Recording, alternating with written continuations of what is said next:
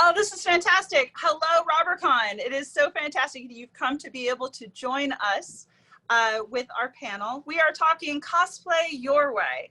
A brief introduction to cosplay and just to be able to bring some of the experience that our panelists have been able to accrue over the couple of years that we've been doing cosplay. Some of us have even been able to attend RobberCon, which has always been a great event.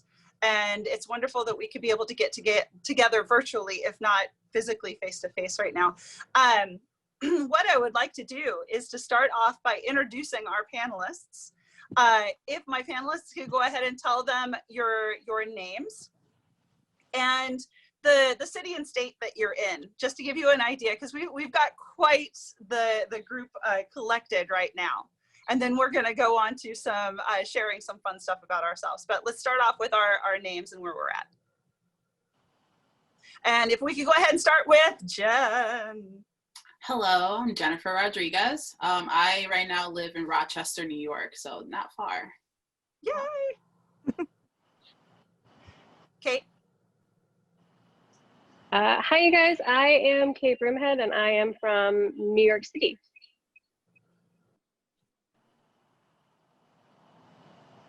And Jana. I am Jana, and I am from Binghamton. That's awesome. We have got so many people here. It's just great. Now, we hear about so many people that are like, oh, cosplay's fun. This is great. And then we share all the fun stories about the great times that we've had. But I thought it would be interesting to turn it up a little bit and to get to know our panelists a little bit. I want to hear about your cosplay horror stories. Because if people are going to get into cosplay, I think it's just, good and right to rip off that Band-Aid right now and know that sometimes it's okay if it doesn't go right. So Jenn, can you go ahead and start and tell us your cosplay horror story? Oh, cosplay horror story. So it will probably have to be when I first started cosplaying, like maybe 7 or 8 years ago. I was cosplaying Lady Loki, and I made the horns out of like cardboard and paper in like 15 minutes. But then like 15 minutes after I got to the party that I was going to, the horns just fell apart in my hands. Like it was just like on my head, and then that's when everybody's like, be careful. And then the horn just went bloop. And I said, okay, it's over. And that was the end. And I was walking around with like half a horn in my hand and the other horn, like the other half was like behind the counter. But it's fine. We have learned and progressed since that day. How did you fix that that problem while you're walking around at the convention? Honestly, so I had no idea how I was going to fix it because my hotel room was really, really far away. And so I couldn't walk back. So honestly, I held because the horns everything was just like separate pieces. So there was like the headpiece and there was the 2 horns. And then I realized that the 2 horns were too long and like too top heavy. So I just walked around with like the headpiece in one hand and then one horn in one arm and the horn in the other arm. And everybody was just like, are you Loki? And I was like, yes, I am. I'm a discombobulated Loki, but Loki nonetheless. And I don't know, everybody just took it in stride. I laughed it off because it was my first cosplay. I really wasn't like sure about any techniques, so it's fine. So you owned it and went forward with it. That's I owned it. I had no other option but to own it. That is great. Jana, can you go ahead and share with us your cosplay horror story? So mine is actually very recent, and it's actually an ongoing problem.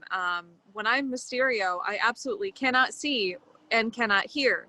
So this past New York Comic Con, I was fortunate enough to be with a friend who was Spider-Man, and anytime that somebody would ask for pictures, I would put my fishbowl on, and he would have to tap me on the shoulder to tell me that we were done taking pictures. So I would be frozen like this, and I would just be standing there and have no clue if anybody was even there. And he would tap me on the shoulder and be like, it's okay, we're done, there's nobody here. And I would take my fishbowl off, and sure enough, there would be nobody there. So I was posing for a solid minute with absolutely nobody there because I had no clue. And it's still an ongoing problem. Someday we'll figure it out. So you're still working on it. What's some of the things that you have done? I mean, it sounds like you have a wonderful handler and a partner to start off with, which is very important sometimes when you do hard costumes. What are some of the things that you have played around with to try to improve this situation? I haven't actually worked on improving the Far From Home fishbowl yet. My classic Mysterio I can see completely fine, and my hearing's a little muffled, but I'm currently working on trying to figure out something that I can put on my head and that will enable me to hear and see better. I did experiment with drilling a hole into a fishbowl and seeing, by fishbowl I mean they're like light fixtures and they're plastic. I drilled a hole in it to try and give it some more air and also so that I could hear better, and it weakened the structure of the plastic, and so it cracked. So it's definitely something that I'm still working on, but hopefully I'll figure it out by the next time I wear it for a con.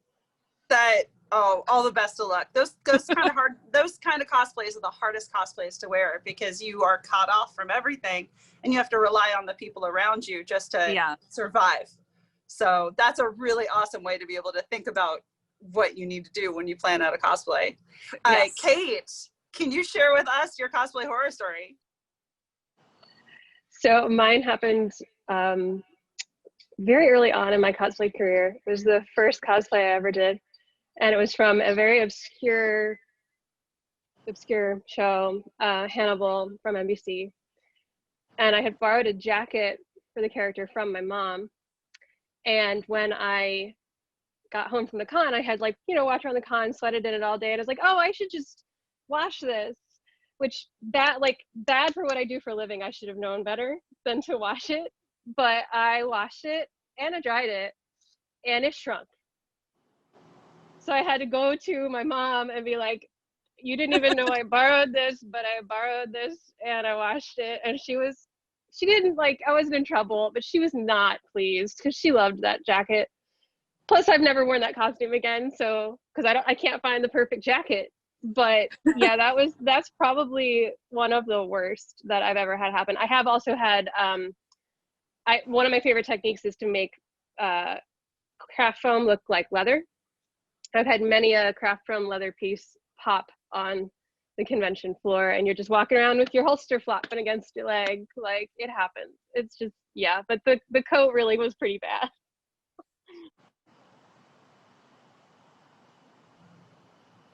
There you go. If you see fingers moving around, I apologize. Cate and I are actually in the same studio, so it may look like we've got some movie magic going on. So I'm trying to do the Zoom thing and turn things down so we don't have echoes. So I do apologize for that if we have anything weird going on with that. Yeah, exactly. I am a horror story sometimes. But no, I mean, that's one of the problems that we run into if you use extant or historical antique clothing in a piece. You know, structurally, you might be perfectly fine the first time you wear it, and then something happens either on the con floor, a seam lets loose, or how do you clean something that, you know, these fibers you know, aren't necessarily the strongest things you possibly can. So it can be really tricky. I very quickly will add my horror story because as somebody who's been doing cosplay and costumes for a very long time, I could literally do an entire panel on horror stories, and it would be pretty funny. But mine that is prudent to the panel that we're talking about right now actually involves the costume I'm wearing right now. And we had done an event in Times Square, and it was one of those situations that I got ready together with friends and went to the event, had a fantastic time. Everything went wonderfully. Cate was with me and she had gone to her job. And so at this point it's 9:30, 10:30 at night, and I'm walking up to my apartment in pitch black. And I send a video to her as I'm walking that said, I've just realized something. I can't get out of my costume. and my partner was out of town at the time. And this has an invisible zipper, a 20-inch invisible zipper in the back, and like long sleeves. So it's not something that you can just like pull over your head because it's extremely fitted. So needless to say, it was a challenge and there was a lot of wiggling involved, but I did get out of it. I didn't get makeup all over it because white is the plague of the universe. So it's one of those things that like when you're planning a costume, again, something to take in mind, allow my mistake to have helped you out. Figure out how you're going to get out of it if you don't got somebody around. So I have a feeling that like all the costumes you see here right now, again, would fall under that. And if I could really fast for my panelists, just to say what costume and character that you're cosplayed as right now. I'll start off with the costume that I'm wearing is Princess Leia, but it is actually from the Marvel comics, which you can see by the picture behind me. It's a fun outfit, and it's one of the first times you ever get to see her in universe using a lightsaber. So you get to have a fun time with all of the accessories. So let's go ahead and start with Cate this time. I am dressed as the 13th Doctor, as you can tell by my wonderful, sexy TARDIS behind me. This is one of my really favorite costumes, and a lot of the pieces that I wear with it, which is something we're probably going to talk about eventually, are pieces that were thrifted that I still continue to wear, even though I've done some upgrades to the costume for sentimental reasons, but also because they're pretty awesome. Alrighty, Jen, why don't you explain your costume? I am wearing a racetrack Peggy Carter from season 2. This is actually probably my most, like the easiest cosplay I can get into by myself, but it's still difficult. And this dress was a labor of love. So, but she's one of my favorite costumes to wear. So that's the costume I met you in. Yes, that is actually the costume that Cate and oh my God, yeah, it is. All the excitement. Jana. So I'm going to move back a little bit so that you can see that it's actually a TARDIS console. But I am the Missy Master. So I'm the Sacha Dhawan Master, but Missy. So this is also thrifted. I found this, I'm going to stand up and do showtime, but it's this really cute plaid skirt. And it's not exactly the fabric and pattern that Sasha has, but I saw it and I was like, I have to make this a thing because I just loved his master so much that I decided to combine Missy and the Master. So I'm the Missy Master. Fun. It's absolutely fun. So one of the first questions that I want to go ahead and delve into that actually concerns cosplay for our audience. If your friends come to you and they're like, this hobby you have, it is very interesting, this cosplay thing. I'm thinking about getting into it. So what is the one piece of advice you would recommend to that person that is saying, I'm interested in joining this hobby? Let's go ahead and start with Jana. I would say don't listen to what anybody tells you about it and just do it and have fun. It's really about fun. And I know I put a lot of personal stress on cosplay to myself. But it's fun. And my first piece of advice for somebody getting into cosplay would just do it. Just, go to a thrift store and find stuff or order a costume or anything just to start. Yeah, totally and completely agree. Jen, how about you? Piggybacking off of Jana, like literally just do it. Honestly, you're going to meet a lot of people through cosplay, regardless of how scared you are. So I always say go for it, even if you think that you might not look good in the costume. I always say go for it because there's always going to be even that one person that's going to be like, oh my gosh. So again, really just do it. Take the plunge. It's going to be difficult at first, but you learn as you go and you start experiencing more things. That's a really, really good point. Cate, you want to go ahead and add on to that? Sure. I mean, it's that both of these lovely ladies have put it quite well in that just do it. It's one of my favorite Carrie Fisher quotes is feel the fear and do it anyway. But I think one of the best pieces of advice I could give if you really are just going, well, how can I get into this? That's the beginning. Like right there, you've already decided that you want to do it. So follow that and go with that. But maybe, I think for me that getting into it was a little easier because I had a couple of friends who were also like, when I said it to them, they were like, oh, I've been thinking about doing that too. And we had a collective, everyone helping each other do their costume. But most of even now, a good portion of pieces that I use are found for certain characters. But go, like Jana said, go to the thrift store and poke around and go, this might work, this might work, this might work. If I throw it together, it'll look just like it. And go out to your first convention. You're going to be scared and you're going to be trepidatious, but if you walk in owning your character, you're going to have so much fun. And it doesn't matter what quote level of costume you think you have, as long as you walk in and you're like, I am the doctor, you are. And you're going to meet some of the best friends of your life. That's totally and completely true. I mean, the amount of people that I've met in conventions is ridiculous, and but in a good way, I would say that. But at the same time, I know Jana and I met at RobberCon. So I was there with Rebel Legion, and she had a cosplay table and a certain costume that caught my eye, and I'm like, you have one of these, oh my goodness.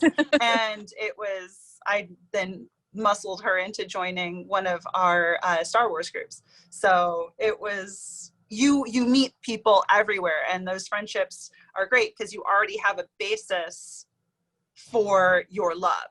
You love this fandom, so therefore you already have a jumping off point. You understand something about them inherently. Now, as I've listened to each of you, there was and you're saying, go ahead and do this. This is very inspirational type of speaking, but at the same time I hear, don't let somebody stop you by saying this, or you're going to meet somebody who might think that you shouldn't do this or that you should do that. Before we get into like the different types of cosplay, I want to go ahead and talk about more of the, how do you want to be able to put it like this, the society part of it, the sociological part of this, in the sense of, well, some questions that are quickly thrown out there when people debate about this. I'm not 20 years old, so why should I go ahead and cosplay a 20-year-old? Or I'm not a 65-year-old, so why should I go ahead as a 20-year-old? Should I allow this to happen? What allows you to make the choices in cosplays if you don't necessarily feel that you look like a character, but you love this character, so you want to go ahead and commit to it? So let's start with that, and then we'll get to the more heady stuff in the next step. Let's go ahead and start with Cate on that one. Yeah, that is it. There are like certain decisions like this particular question are going to be personal, but you also need to make sure you're going to do it respectfully, and that comes with whether you're doing a character of a different age or more so a character of a different race. You need to make sure that you're being respectful. One of my first cosplays, but my first Princess Leia cosplay was Leia from The Force Awakens. Carrie was 60 when she did that movie, and I am not. But I remember sitting in the movie theater and her walking on the screen and going, well, that one's it. That's it. And then she got so much flack in the media because she hadn't aged well. And I was like, forget all of you. I'm going to cosplay this character. And then I got to meet her in that costume, and she was cheeky and funny and knew exactly what I was dressed as and was like, oh, well, look, who are you? What are you dressed as? So I think if you approach it with your own internal questions and with respect for the character and for the community. And you're gonna have moments where you go, that character's not for me. I love her, she's awesome, or him. I love them, they're awesome, but that character's not for me. I love Rose Tico, absolutely love Rose Tico, but I have so many friends who love that character and then love on top of it that they have a character that looks like them in Star Wars. I don't need to cosplay Rose Tico. She's awesome. I high five and hug every one of them I meet when we can hug after the pandemic is over. So you just have to kind of sit there and pose those questions with yourself and go, is this character for me? And not in a, do I look like them way all the time. I look nothing like Carrie Fisher and I wear Princess Leia all the time. I don't think I look like Jodie Whittaker and then I put this wig on and all of a sudden I do. But you really just have to make those questions and those decisions for yourself and talk to your friends about it. If you have any questions about whether or not you, like if you've got a funny feeling about something, talk to people. Jana, what would you say? Go ahead. No, I was going to say, I agree. It's definitely something that it's a conversation that you need to have with yourself. And if it's a conversation that you can't hash out with yourself, you can always reach out to friends and talk to them. And even if you are starting out with cosplay and you don't really know any cosplay friends, you can definitely, I'm sure we'll get into the build groups and things like that, but there's definitely people that you can reach out to and be like, hey, I'm kind of thinking of this character. What do you think? And just kind of get a feel for what that would be like and just go from there. Jenn? I have pretty much agreeing with both the ladies. Honestly, I have issues. I've had myself personal issues where I've like debated if I should cosplay a character. Peggy, as I'm dressed like her, has been one of those characters as well. So it's really something that ask around, and people will answer like, hey, maybe you shouldn't. But again, it's very personal. It took me a long time. Like I know for a fact I will never cosplay Tiana, Princess Tiana, as much as I want to, just for the mere fact that I am lighter skinned than she is, and she's dark skinned, and dark skinned women and Black women overall on media are not greatly appreciated or represented. So it's something that's a personal choice for me that I would never cosplay her. But every time I see a Princess Tiana, I'm just like, I love you. You're the best person in the whole wide world for being able to go out here and show little Black girls that you can be a princess as well. So it's really a very much a personal thing. Well, with that being said, I mean, with the introspection that is going on in our world, looking at gender representation as well as the acceptance and respect given to race, where do we come out on that on cosplay?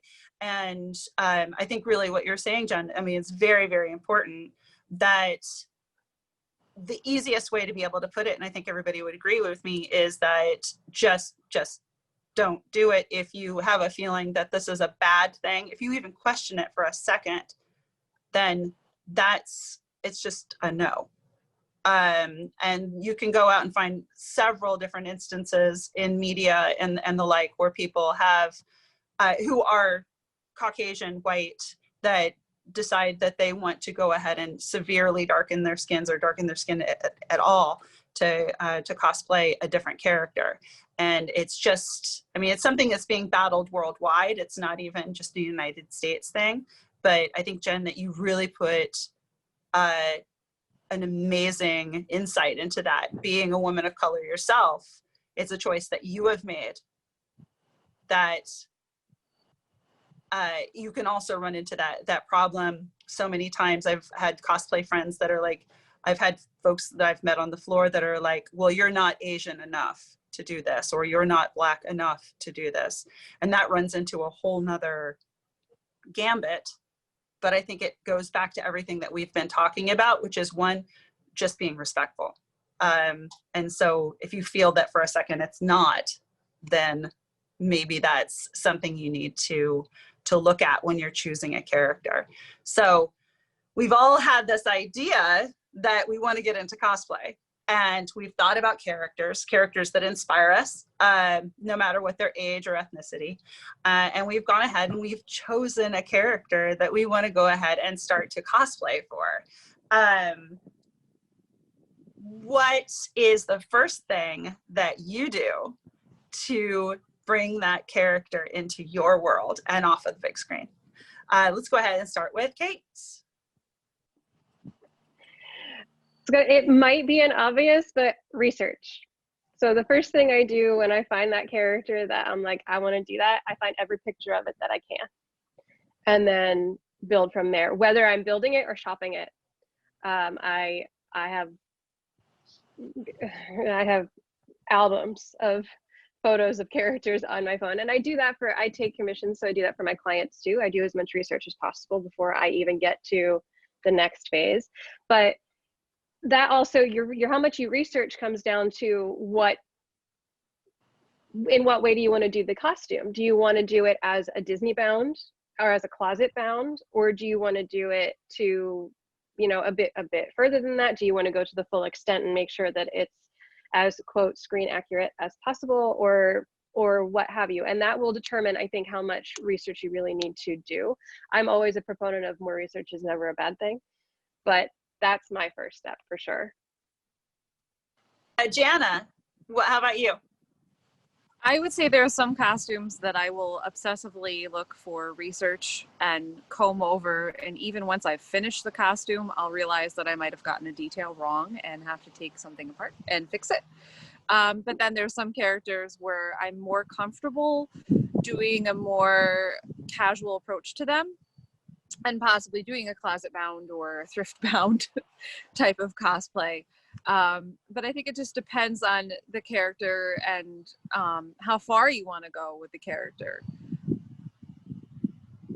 Yeah, that's a good point to that. Jenn, what is one of the first things that you do when you consider doing a cosplay? I obsessively think if I'm going to do a mashup or if I'm going to just do that character as they're displayed in whatever fandom or thing, you know, they're in. And I'm just like, am I going to do this or am I going to do that? And then I'm like, if I pick, let's say like just originally how they're displayed, then I'm like halfway through research and I'm like, wow, this mashup will be really great. And then I start my research process all over again. So it really just goes hand in hand on what I'm trying to do and research. Lots of research. I've gotten a lot better with researching as the years have gone by, but it's research. Lots of research. I am a research person myself, but with all of us going and saying research, I'm going to throw a little wrench into this. Do you ever consider where you're going to wear it first? Oh. Have you ever had an event and go, oh, I need a costume for this? I mean, again, we are people that have costumes, so I'm getting the cart before the horse on this. We are talking as beginner cosplayers, but if somebody comes to you and says, I want to start this, do you go, well, where are you going to wear it? I mean, because I know that that's a resistance that I received when I started doing certain things. It's like, and I do that to myself all the time too. I want this outfit, but where am I going to wear it? Especially in the world that we're in right now, with the fact that, like, I mean, raise your hand if this is the first time you've put makeup on in the last month. It's like, Jana. TikTok. I was in full Cassian 2 days ago. Okay, you totally derailed me. Was this for fun or did you have a true? TikTok. Oh, see, I forget. Again, I'm not a TikTok girl, but that, again, we're getting ahead of ourselves. But yes, you have quite the TikTok journeys that you can like share with people. It is amazing. And at the end of this, we'll share handles so that people can be able to find us on our subsequent social medias and laugh at us as we don't get anything accomplished. So, but again, I throw this out there. Do you need a reason to make a costume? or no, okay, I'm getting all the shaking of the heads. I I actually think I'm think that's a different. really good, it's a really good point, especially for folks that are out there that are thinking, well, I don't have a convention, or it's not Halloween, or, you know, this kind of thing. I just want to make this. You're gonna find a reason to wear it. You're gonna find a reason. Hi, TikTok. Yeah. But I actually, now that that question is making me think, I actually, for the most part, my costumes have all been for a convention. I would say only within the past year I've been doing costumes just to do them, just to have something to do. But I know, like, my very first costume was for a convention, and that was like way back in 2005. And then when I think of like my first scratch built Rebel Legion costume, that was for a convention. So yeah, I'm kind of both right now, but I think it's kind of the COVID times that I'm just kind of making because I want to make. Yeah. I mean, there's been a lot of that going around. Now, my other lady is Cate and Jenn. Are you pretty much on board with the same concept, that your first cosplays were made with a event in mind? Or did you just make something and find a reason to wear it? I was totally for an event. I think it was for, I forgot what con it was, but yeah, it was the intent, like the purpose was, so my friend was like, oh, are you going to make it for this con? And I was like, I wasn't planning on going to this con, but I'm going to do it for this con anyway, because I'm surprisingly going all of a sudden. I just made up my mind. So yeah, it's mostly for an event. But now I'm just like, woohoo. Yeah. I'm just going to do it because I can. I think of the first con that I cosplayed at was New York Comic Con, and it had been friends of mine, the friends that I cosplayed with, and I had gone to a smaller convention earlier in the year, and I had turned to them at that point and said, I'm thinking about doing this. And they're like, me too. And we didn't just go to New York Comic Con with like one group costume and thought we were awesome. We went with one for each day. Like, we went in. But now, and like, I don't always do it for an event or for a convention because of my schedule and getting to do things for myself. Being a commissioner, I don't always get to sew for myself or make a wig for myself. So I'll go, oh, I want to start this costume. And if it doesn't make it to this convention, there's always another convention. Now, pandemic aside, not always the case, but even right now I have 2 costumes in process that I don't know where I'm going to wear them. The one is a Leia costume, and I don't even know if I'm going to submit it to Rebel Legion, which I have a couple in Rebel Legion. I don't know what I'm going to do with it. I'm going to wear the crap out of it once it's finished, but it's finding the joy in making the costume and that process. Don't necessarily always put a time limit on yourself, because it takes the fun out of it sometimes.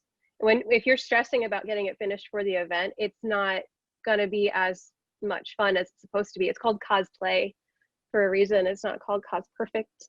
So, you know, make it for the fun of it. And if you get to wear it to that convention, awesome. But if you don't, there's always another one. As I unmute myself. No, that's a really, really great point. My first cosplay was actually, for the sense of calling it cosplay, because at this point cosplay wasn't even called cosplay. It was ridiculous. And it was Christine Daae's blue Wishing You're Somehow Here Again dress from the stage Phantom of the Opera, from the musical. And at that point, I'm a theater student, and I just was too impatient to wait to make it to Broadway. So I made the costume ahead of time. And at that point I had no place to wear it. I'm in rural Kansas, and like, I have no place. You can't just go walking down the street. There was a reason why I was the weirdest thing in town, but it was one of those things that I eventually found. This surprises no one. I eventually found places, and that is how I got into my career, whether it be performance, whether it be museum work. So I found a place to wear it. And then subsequently, Cate, what was it, 3 years ago, we pulled Christine back out and took her to Dragon Con. So, and that was the first time she had ever been to a convention, because now Broadway is something that can be cosplayed at conventions. So I did see really quick, I thought that I saw. Yeah, there was a question. Did you find it? Yep. What was it? Could you read it out loud? So the question was, I'm curious if all of you are sewers, even when you sew something, are you altering it? I guess I can start answering that question. We all are sewers to some degree. I am definitely one, and it depends on the piece. So if it's shoes, not always, but I have, like, the first Ray costume that I made was for a friend of mine, and the t-shirt and the pants came from a thrift store. I didn't alter the t-shirt except for put it in a tea dye bath. And then the pants were a pair of grandma's linen pants that I shortened and took in a bit and then added cuffs to the bottom of the pants, and they fit her like perfectly. And they worked great for what we were doing. So to a degree, yes, and to a degree, no. It just depends on what the piece is. If I'm finding vintage pieces, not always. Leather jackets, I don't really alter. Sometimes I use them for their leather, so that I can repurpose leather that way. But I do a little bit of both.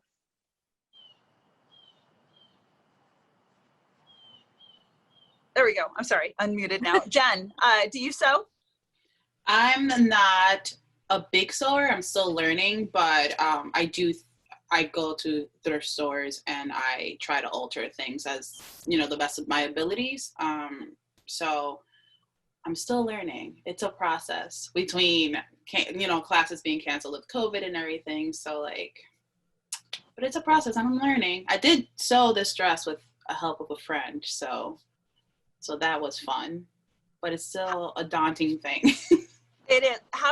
What was your first step that you took to get into sewing?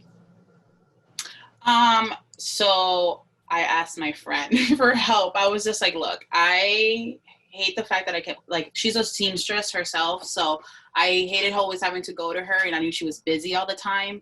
And I was just like, I need help, and I also would like to learn. And she was just like, I can show you. So she passed me down one of her older machines. And so that's what I have on my desk, and that's what I've been using. But that was the first step. I was just like, my mom used to hand sew little dresses when she was a kid for her dolls. So she's always been mending clothes by hand. So essentially it was my mother who got me into it. That's awesome. Jana, you are quite extensive. Yeah, I am a sewer. I worked professionally at it for a couple of years. I am self-taught though. I did not go to school for it, but cosplay is actually what enhanced my craft to the point that I could have a professional job. So it's amazing that, something that you can have as a side hobby can turn into a profession. Yes. And, sometimes I do just buy stuff, a prepackaged costume from China or, a thrift costume, and I don't touch it. I just leave it. Like right now, my costume has not been altered from the thrift store, but then there's ones that I build completely from scratch. So it just depends on the costume, but yes, I am a sewer. That's awesome. Now we've touched on also, I've heard mentioned in the last few minutes, several different terminologies of cosplay. So I've heard closet bound, I've heard thrift, mashup, we have sewing it, we have buying it.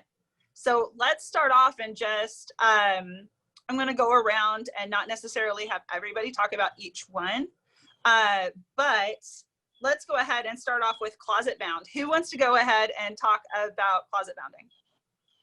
Give me a wave. I don't do it that much. Somebody. I was like, I've never done closet bounding. Now that I think about it. Oh my God. I haven't either. Nope. Okay, Cate. So I have not gotten to use mine because it was intended for Disney.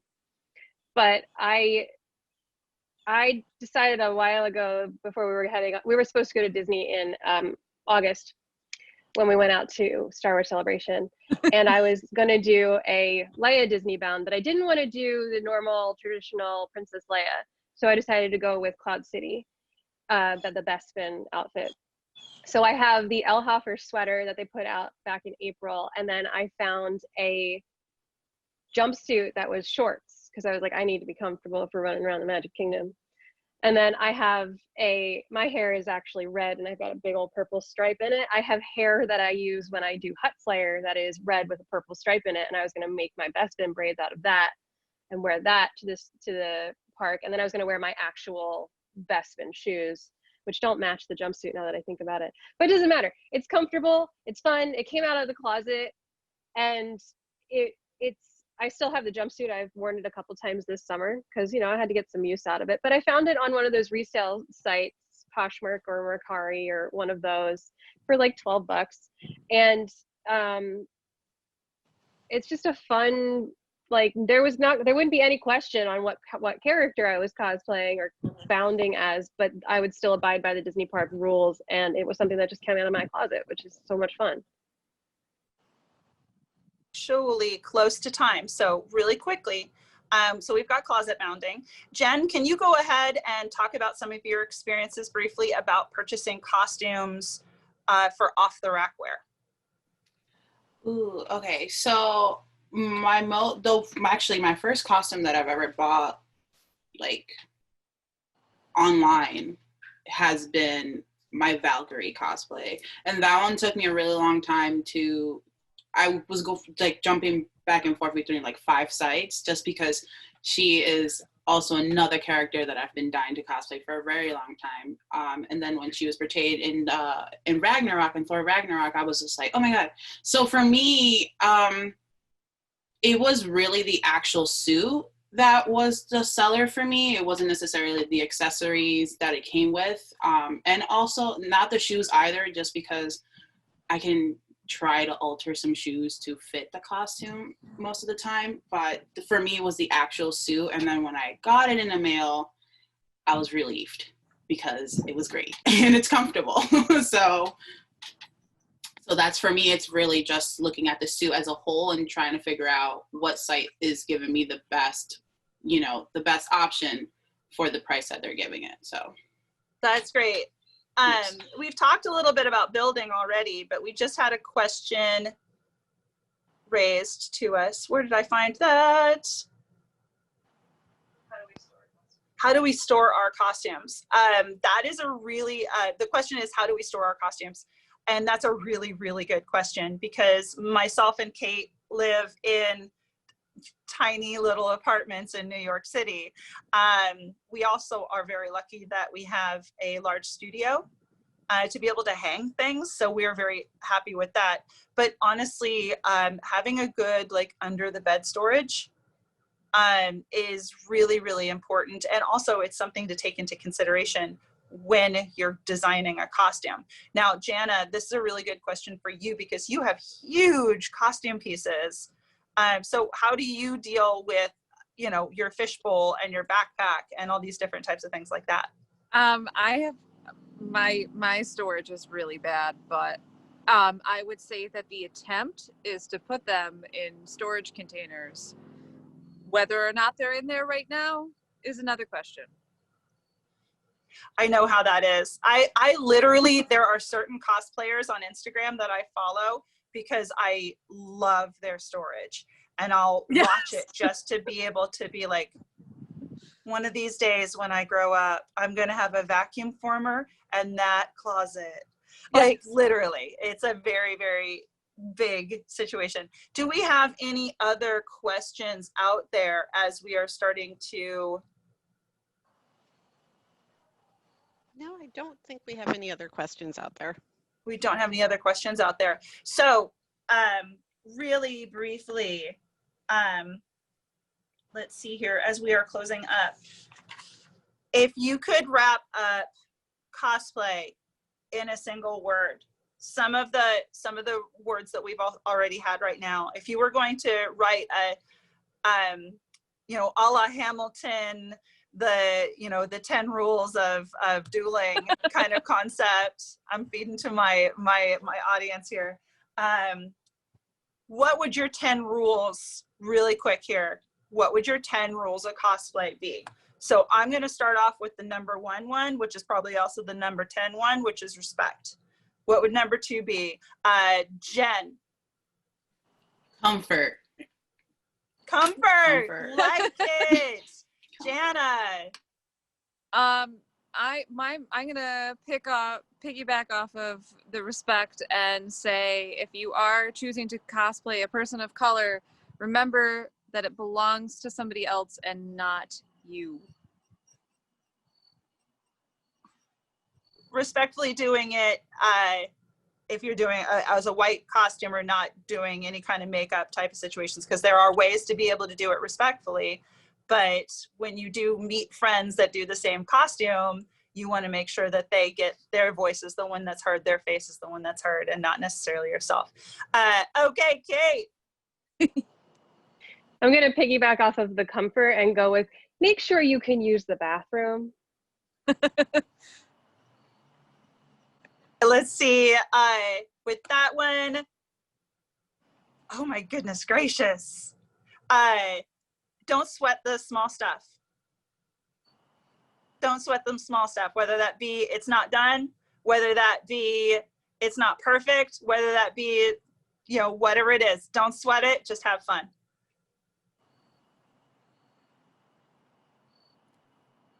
Now I'm thinking, this is hard. I don't know what other ones to think of. Oh my God. Anyone else have one out that you want to just wave your hand at me? You can piggyback off of that and just say, there's always another convention. Like I said earlier, there's always another convention. So, you know, I've seen many a friend travel to a convention with their sewing machine to make the costume in the hotel room the night before. There's always another convention. Don't stress. That's a good one. Have fun. Yes. Me and technology. That is probably the number one thing. As Kate said, this is cosplay, not cost perfect. There is no right way to cosplay. There's also no wrong way to cosplay. Well, you just do it. Well, there is a wrong way to, yes. But that would be breaking the rule number 1 and the rule number 10. right. Which is respect. So if you're following those rules, yes. There you go. Somebody said that it's okay to not cosplay too, and that's true. You don't always have to cosplay to a convention, that's I think a lot of cosplayers put that pressure on themselves that they have to cosplay to another convention, and you don't. You can just put on some regular clothes and just enjoy your day and just be you, your best you. So yeah, and sometimes that's probably even harder. And like my partner he has a social anxiety. So he used cosplay to cover that, and we are out of time. Sorry, but yes. I can't wait to see you all tomorrow. We'll double up on this, and then we'll also do some more stuff and do some tutorials. Thank you guys for coming in. Adios. Thank you. Bye.